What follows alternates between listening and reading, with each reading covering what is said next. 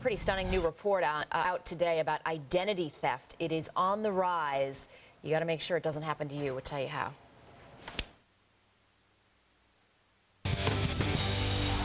Well, identity theft is a big problem, and now we hear it is getting even worse. A new study says the number of victims has jumped 22% last year, and that puts the losses at a staggering $48 billion. Can you believe that? But the good news, people are catching on faster to the fraud, and they say the average loss is falling. So how can we protect ourselves from being ripped off? Here to tell us is Robert Siciliano. He's an identity theft expert with Verdesis.com. Robert, what do we do first? I mean, how can we find out if indeed we are victims of identity theft? Well, as a consumer, it is very important that you're paying close attention to your personal identifying information and what's being done with it. You have to pay attention to your credit reports to make sure that there aren't any accounts that are opened up under your name. You have to closely monitor let me stop you right there. Well, what do I do? How do I get my credit card statements online, but how do you get a credit report? You go online, you go to annualcreditreport.com, you search out annualcreditreport.com, and you procure your credit report for free. From there, you can see what accounts are opened up under your name. You can also go to Experian, TransUnion, Equifax, purchase your credit report, look to see if there are any anomalies, any accounts that are opened up under your name that you didn't authorize. And if you find that, what do? Call the credit card company and say, hey, what's this? From there, you have to call each individual creditor that has been opened up under your name and find out what needs to be done with that particular creditor to shut down those unauthorized accounts. Well, how do you know if something's wrong out there? I mean, sometimes people, you get your statements, you think your wife may have done something, your husband or your kids may have charged something. I mean, how do you exactly go through every single charge?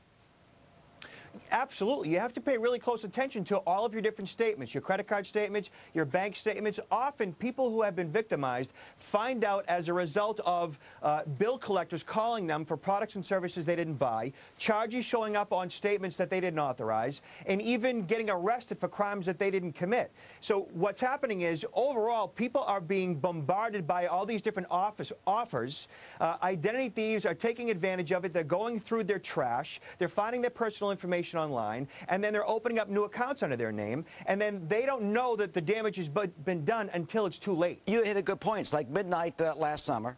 I'm sitting there, and a car pulls up. I got 2 bags of garbage on the street. Guy takes one, puts it in the trunk, and drives away. I was thinking, what do? Call the police and say someone stole my garbage? Was that an identity theft? I think it was. The guy got coffee grounds and fish. Well, once you put that trash on the street, it's public domain. So you obviously have to shred your information. You have to lock up your mailbox. And, you know, while the people, the identity thieves, are the biggest part of the problem, it's the paper that comes in the mail and goes out the trash that also lends to the problem. Right, so, I mean, you also have... How do you lock the mailbox if the mailman, the post office carrier, I mean, how do they get in the mailbox if I lock it?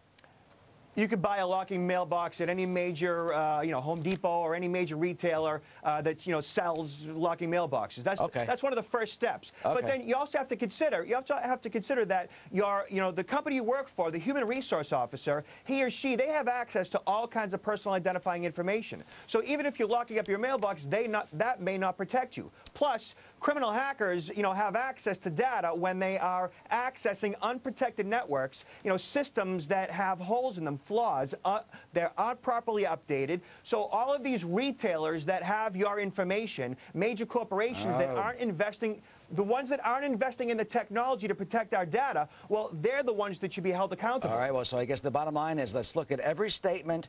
We rip up stuff before we put it out in the street because, as you say, garbage could be public property. It's public domain. Good thing we know about that. Robert Siciliano, thanks for the tips today, and we'll watch out for them. Jane? Thank you.